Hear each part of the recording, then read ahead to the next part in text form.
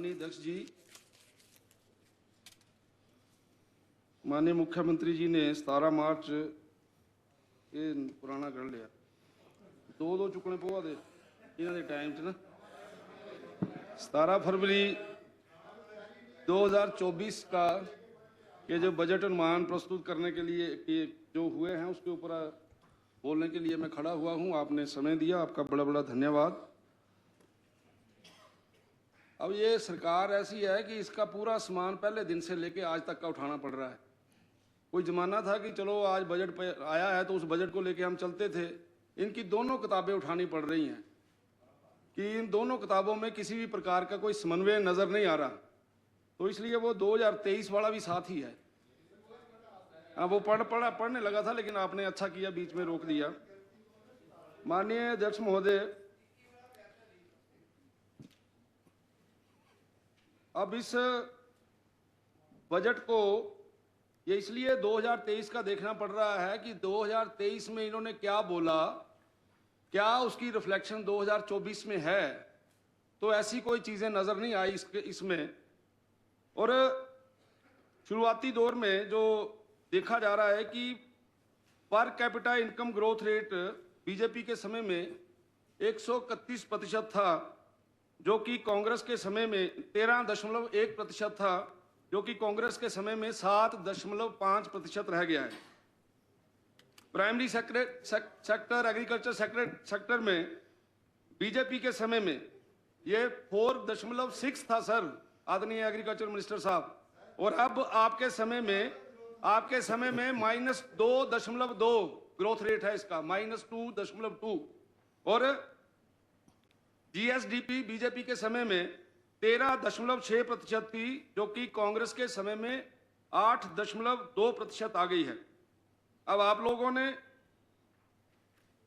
पैरों पे खड़ा करना हिमाचल प्रदेश, इसके बारे में बड़ी चर्चा कर रहे हैं, तो आपके केवल 29 पैसे 100 में से, जिसमें आपने एजुकेशन पे भी ध्यान देना है, हेल्थ पे भी ध्यान देना है, पीडब्ल्यूडी पे भी ध्यान देना है, आईपीएच पे भी ध्यान देना है, और आप कह रहे हैं कि जी हम तो रेवेन्यू जो है वो इकट्ठा करने की तरफ कि इसको अच्छे तरीके से और ज़्यादा से ज़्यादा हो, तो ये फिगर आपकी 2022-23 की 38,945 करोड़ और 23-24 में ये रह गया है 37,999 करोड़।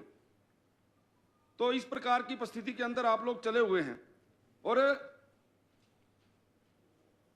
ये सरकार जिस तरीके से आई है, सब लोग जानते हैं कि आपने क्या बोला। आज सुबह माननीय एलओपी साहब ने बताया भी है कि आप बोलते क्या हैं और फिर आप मुकर जाते हैं, और उसके बाद फिर जब चीज़ों को हम ब्लैक एंड व्हाइट में यहाँ रखते हैं, और आदरणीय अध्यक्ष जी ने तो पढ़ के सुनाया कि आप लोगों ने लिखा क्या है, लेकिन अब मुकरने की है विषय। और इसी प्रकार से आदरणीय मुख्यमंत्री जी को यह लगता है कि भारतीय जनता पार्टी के समय में जितना भी काम हुआ है उसमें तो बड़ा ज्यादा हेराफेरी हो गई, बड़ी गड़बड़ हो गई।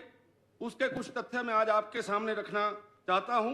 पहले थोड़ा सा बजट के ऊपर चर्चा करना चाहता हूं कि 2023-24 में के बजट में आपने पेज नंबर 7 पैरा नंबर 20 तथा 2024-25 के पेज नंबर 6 पैरा नंबर 11 में आपने ई वाहन के बारे में विषय की चर्चा की है। यानी पिछले बजट में भी आप चर्चा की है, इस बजट में भी आपने चर्चा की है। और आपने क्या बोला है, आपने कहा है कि हम 50% अनुदान जो है वो देंगे प्राइवेट ट्रक ऑपरेटर के लिए, ई ट्रक लेने के लिए और ई बसेस लेने के लिए 50% जो है वो सब्सिडी दी जाएगी। माननीय अध्यक्ष महोदय, पूरे हिमाचल प्रदेश में एक भी प्राइवेट पार्टी को ऐसी बताए जिसने ई बस खरीदी हो और इन्होंने 50% अनुदान दिया हो।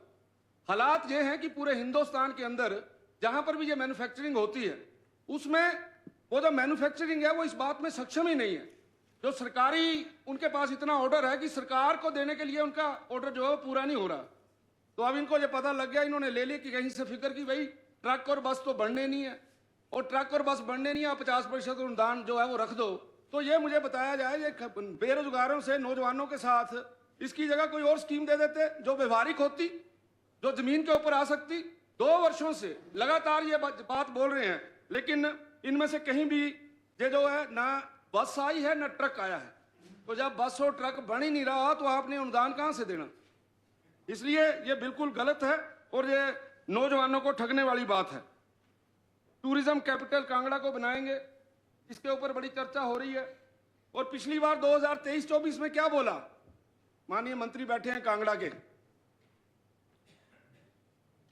2023-24 में बोला जिले में 24x7 पर्यटन ग्राम है बने। केवल सिंह जी थोड़े वाले पास से कोई?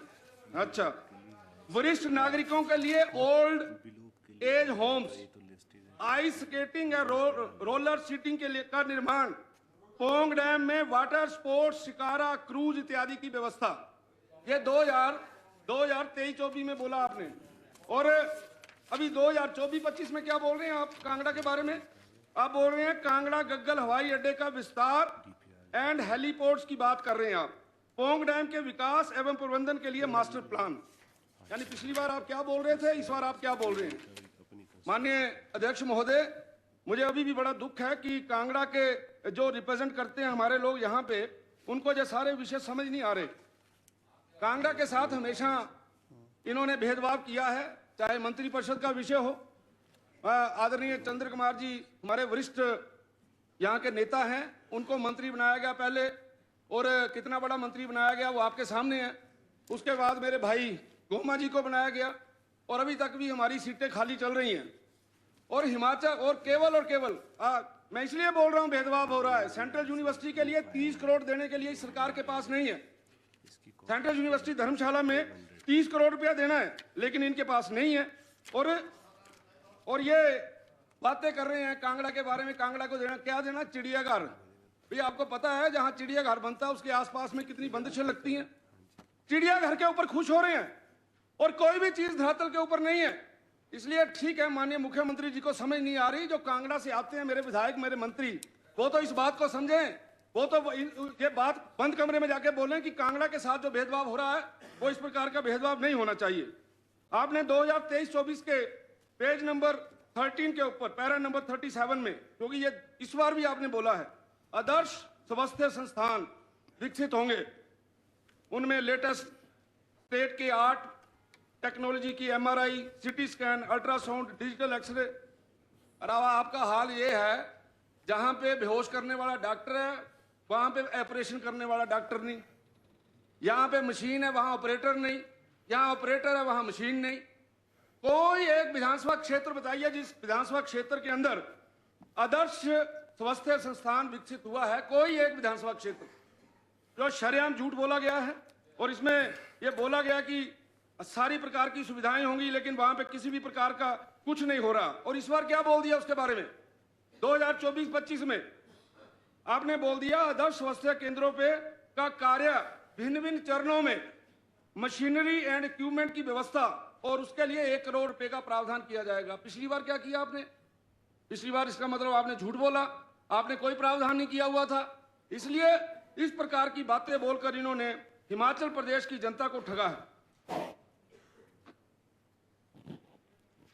एक और बोला गया 2023-24 में Himachal Pradesh medical service corporation, बताएं कहां दवाइयां खरीदी उससे, कहां इक्विपमेंट खरीदे? एक भी उदाहरण इनके पास इसके बारे में बोलने के लिए नहीं है।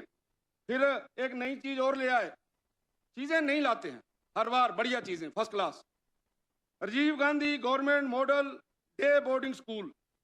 अब मैंने अपने जसवा प्रागपुर विधानसभा क्षेत्र में 50 कनाल जमीन अटल आदर्श विद्यालय के लिए दी इनको। आप कागज मंगवा के देख लीजिए, उस पर 50 कनाल जमीन के ऊपर अटल आदर्श विद्यालय से का नाम से वो जो जमीन दी है।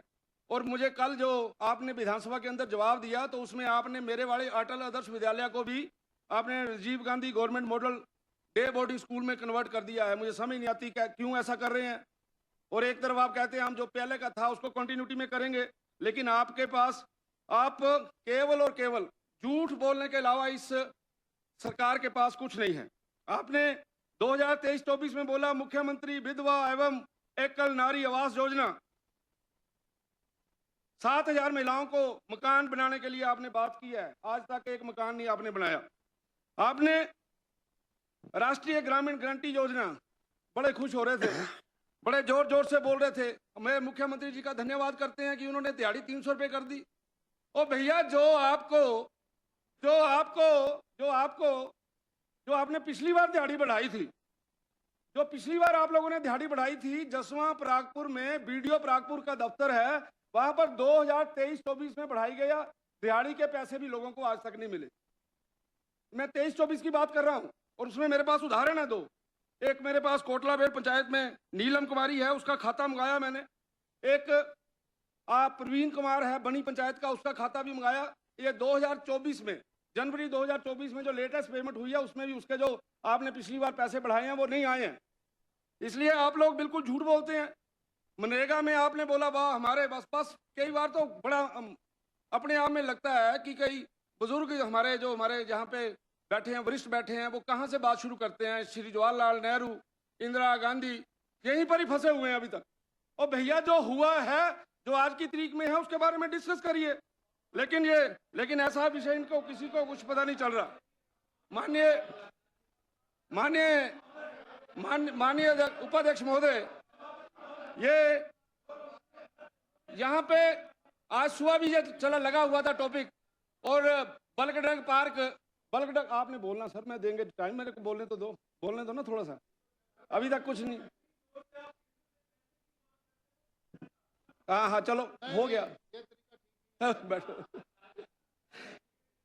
यहाँ पर जब भी कोई बात होती है, आदरणीय इंडस्ट्री मिनिस्टर साहब यहाँ बैठे हैं, और मुख्यमंत्री जी अगर यहाँ होते तो बड़ा आनंद आता, लेकिन वो शायद अपने कमरे में मेरी सारी बातें सुन रहे होंगे।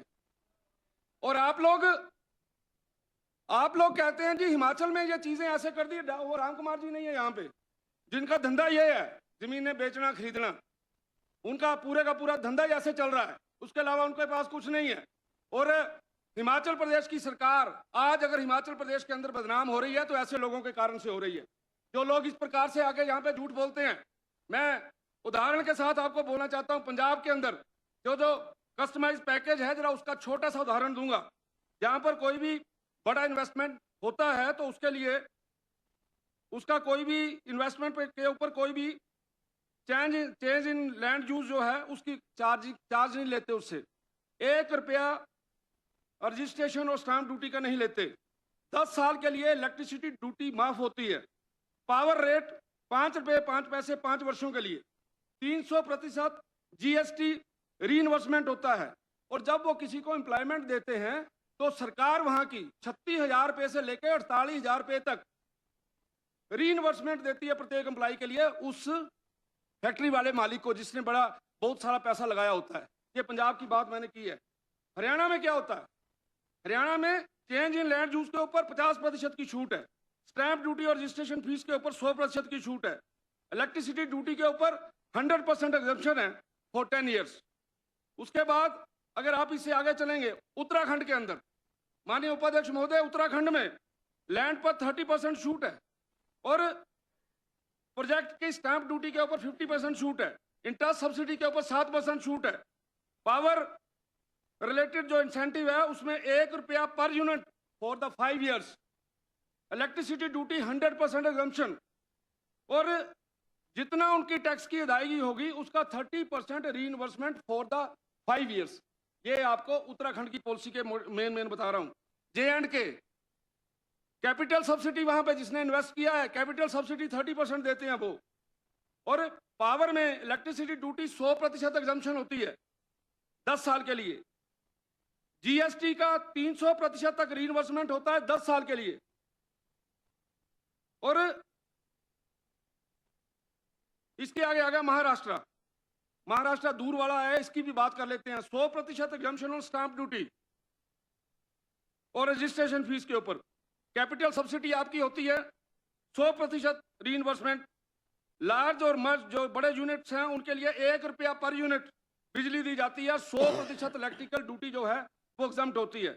कई जगह के ऊपर तो गवर्नमेंट प्राइवेट को सपोर्ट करता है, इक्विटी देकर उनको प्रदान करता है।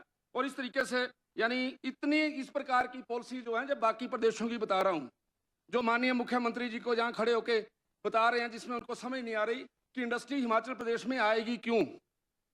जिसका माल यहां नहीं बिकेगा जिसको माल बाहर बेचना है, हिमाचल प्रदेश में कौन सी अट्रैक्शन है जिसके कारण से इंडस्ट्री यहाँ पे आए?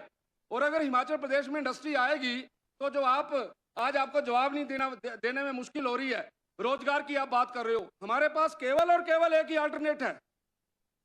सरकारी नौकरियों के अलावा अगर हम लोग अपने बच्चों को कहीं एम्प्लॉयमेंट दे सकते हैं तो वो केवल और केवल इंडस्ट्री है जहां पे हम एम्प्लॉयमेंट दे रहे हैं।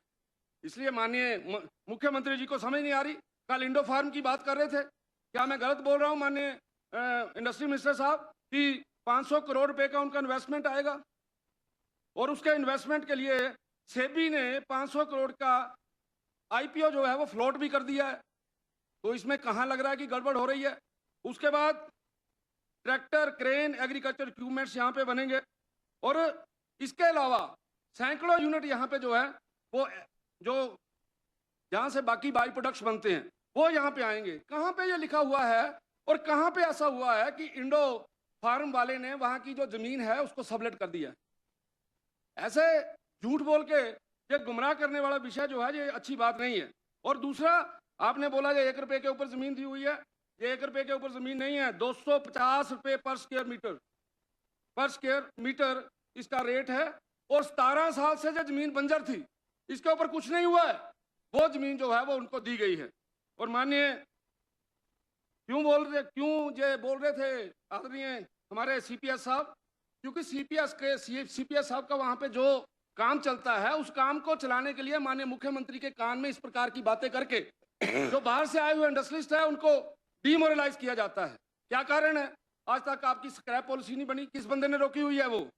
आपने यहाँ पे फ्लोर ऑफ द हाउस बोला है कि हम स्क्रैप पॉलिसी बनाएंगे, आपकी स्क्रैप पॉलिसी क्यों नहीं बनी? उसके पीछे किस व्यक्ति का हाथ है? उसके पीछे कौन बड़ा लीडर है? इन सारी बातों के बारे में यहाँ चर्चा होनी चाहिए और बताना चाहिए। और जो लोग सत्ता के इस गलियारे के अंदर इस सत्ता का दुरुपयोग करते हैं, लोग उनको बड़े अच्छे तरीके से जानते हैं। लोगों को मालूम है कि ये किस प्रकार से वहां पे किस प्रकार से बद्दी बरोटी वाला के अंदर आप लोग बदनाम हो गए हैं, सरकार बदनाम हो गई है बद्दी बरोटी वाला के अंदर इन्हीं कारणों के कारण से। और मैं बोल सकता हूं, मुझे पता है आदरणीय इंडस्ट्री मिनिस्टर साहब ये बातें बोल नहीं पाते, ना बोल सकेंगे यहाँ पे, और उनसे बोलना भी नहीं है, उनकी पार्टी का विषय है। लेकिन मुझे यह जरूर बताएं इस हाउस से बाहर जाके कि मैं जितनी बातें बोल रहा हूँ क्या इसमें कोई ऐसी बात तो नहीं है जो मैं झूठ बोल रहा हूँ? यह केवल इन लोगों के कारण से हिमाचल प्रदेश बदनाम हो रहा है, केवल इन लोगों के कारण से इस प्रकार की पॉलिसी जो है वो यहाँ पे आ रही है। माननीय मुख्यमंत्री को मालूम ही नहीं है इंडस्ट्री होती क्या है। माननीय मुख्यमंत्री को पता ही नहीं है कि इंडस्ट्रीज को हमने यहाँ लाना कैसे है। उनको तो केवल ये पता है हाँ ये लाले वाले का काम है, हाँ ये कहता 50 रुपए किलो, नहीं 50 नहीं चलना, 30 रुपए किलो, ऐसे चलती है इंडस्ट्री। जिस आदमी ने 1000 बंदे को नौकरी देनी है आप उसको वैसे ही ले आएंगे। जिस आदमी ने 10,000 करोड़ रुपया यहाँ इन्वेस्ट करना है तो क्या वो यहाँ पे देखेगा नहीं कि मुझे क्या चीज सस्ती मिलती है? तो इन सारी बातों की तरफ ध्यान देना चाहिए। और दूसरा, माननीय मुख्यमंत्री जी, ग्लोबल इन्वेस्टर मीट की 2-3 मिनट लूंगा जी, ज्यादा नहीं, बैल मत बजाना प्लीज। 2000 ग्लोबल इन्वेस्टर मीट की बात होती है। यहाँ पे 2019-20 में ग्लोबल इन्वेस्टर मीट हुआ। माननीय मंत्री महोदय आपके पास रिकॉर्ड है। और 2021 के अंदर कोरोना आया और कोरोना के कारण से पूरा साल खा गया। और आपको यह पता होगा कि after long discussion, recommendation of various level committees, उसके बाद आप लोगों ने कस्टमाइज पैकेज जो है वो तैयार किया। कस्टमाइज पैकेज हर व्यक्ति को नहीं दिया गया। 5,000 रुपये से लेकर 20,000 करोड़ तक जिन लोगों ने इन्वेस्टमेंट करना है उनके लिए दिया गया 500 करोड़ से लेकर 20,000 तक। और उसमें हमने 4 सेक्टर के अंदर कस्टमाइज पैकेज दिया। One of the industry agriculture में जो गया है वो इंडो फार्म को गया है, डिफेंस के अंदर गया है एसएमपीपी को, फार्मा सेक्टर के अंदर गया है किनवान को, और ग्रीन हाइड्रोजन के अंदर गया है ग्रीनको को। 3 इंडस्ट्रियां जमीन के ऊपर हैं, आप चेक करिए उनको। चौथी आपने भगा दी है क्योंकि वहां पर आपके बिजली का रेट जो है वो उसके साथ सेटल नहीं हो पाया, जिसके कारण से ये इस प्रकार की प्रॉब्लम आई है। वो यहाँ से चले गए हैं और उन्होंने अपने यूनिट्स जो हैं वो आंध्र प्रदेश के अंदर और बाकी स्टेट्स के अंदर उन्होंने लगाने शुरू कर दिए हैं। तो जिनको हमने कस्टमाइज पैकेज दिया वो सारी की सारी जो इंडस्ट्री है वो धरातल के ऊपर आ रही है। कई बार पूछते हैं मेरे दोस्त, मेरे मित्र कि भाई क्या हुआ आपका ग्लोबल इन्वेस्टर मीट में? तो ये एक बहुत बड़ी इन्वेस्टमेंट, मैंने केवल 4 इंडस्ट्री के बारे में बात की है।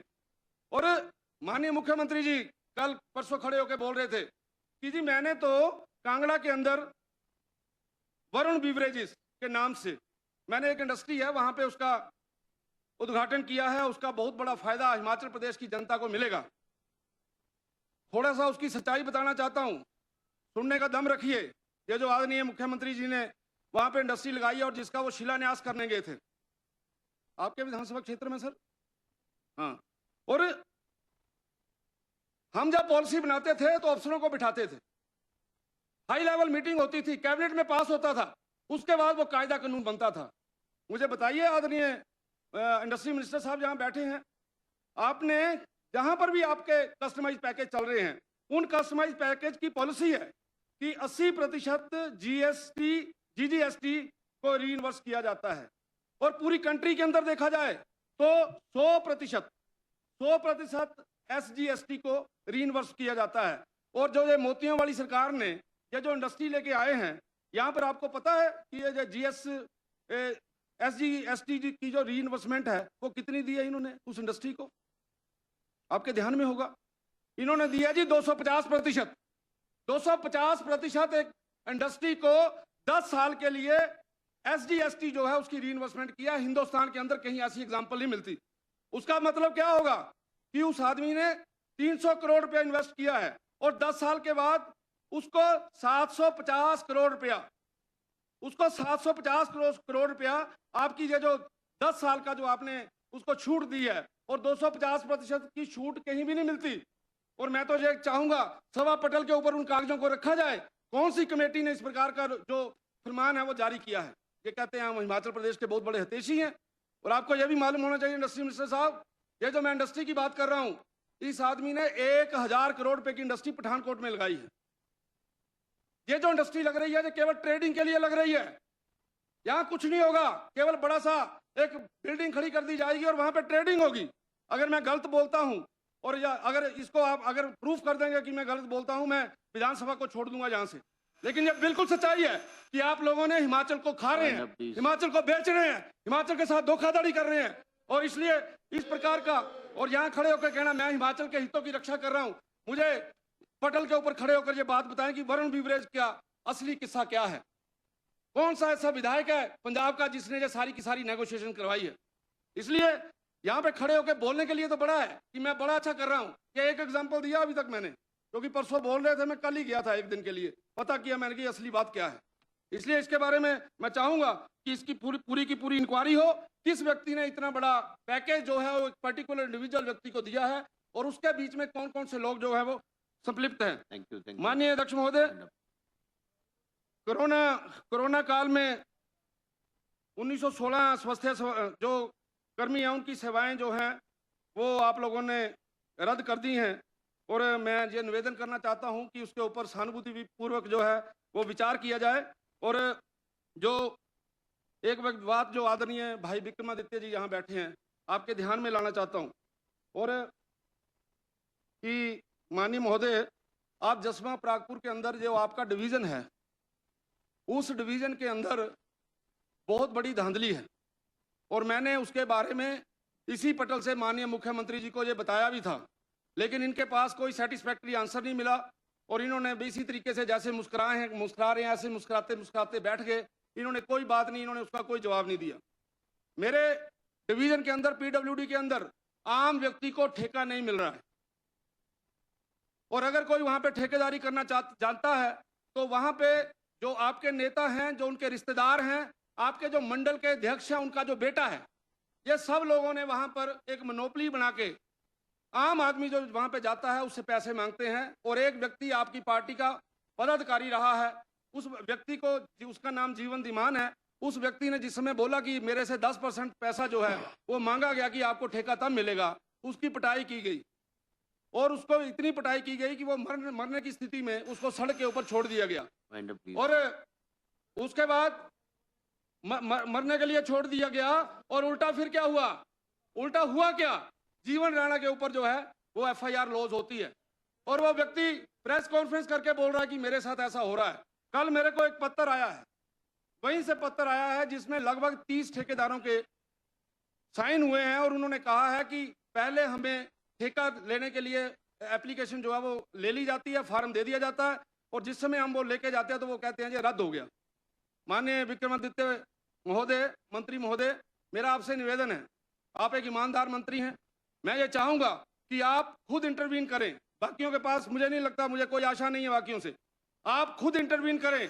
अगर मेरी बातें ठीक हैं, मेरी बातें सच्ची हैं, तो मेरा आपसे निवेदन है उन लोगों के ऊपर एक्शन करिए। माननीय उपाध्यक्ष महोदय, मैं ये जो बातें बोल रहा हूं, बड़े इसको बिल्कुल होशोहवास में बोल रहा हूं। बहुत बड़ा भ्रष्टाचार यहाँ पे हो रहा है, इस भ्रष्टाचार के ऊपर जो है इसको कंट्रोल करना चाहिए। और अगर कांग्रेस के जमाने में, कांग्रेस के समय में, कांग्रेस की सरकार में कांग्रेस के पदाधिकारी को इस काम लेने के लिए 10% देना पड़ेगा, तो आम आदमी की क्या हालत होगी, आम ठेकेदार की क्या हालत बनेगी। इसलिए मेरा आप सबसे निवेदन है, आपसे मेरा निवेदन है कि आप इन बातों में खुद इंटरवीन करिए। और माननीय अध्यक्ष महोदय, ये जो मैंने मेन बातें यहाँ पे बजट के बारे में बोली हैं, इससे बड़ा क्लियर होता है कि आपकी कथनी और करनी में बहुत अंतर है। सुबह भी आप इस प्रकार के भ्रम में फंस गए, इतनी बुरी तरह से आपको जवाब देना नहीं आया कि मैं अब 1 लाख बंदे के बारे में क्या बोलूं। कभी 1 लाख को 5 साल, कभी 5 साल को 1 लाख, यानी इतनी बुरी हालत हो गई इनकी। तो इसलिए मैं ये चाहूंगा कि आप बहुत अच्छे नेता हैं, आप कृपा करके सही बात यहाँ पे रखेंगे, आप सही तरीके से बात करेंगे, सही चीजों की तरफ चलेंगे, हम आप लोगों का समर्थन भी करेंगे। लेकिन अगर आप अपने वक्तव्यों के कारण से इस विधानसभा को गुमराह करने की कोशिश करेंगे, तो इस काम को हम कभी नहीं होने देंगे। आपने बोलने का समय दिया, आपका बहुत बहुत धन्यवाद। जय हिंद।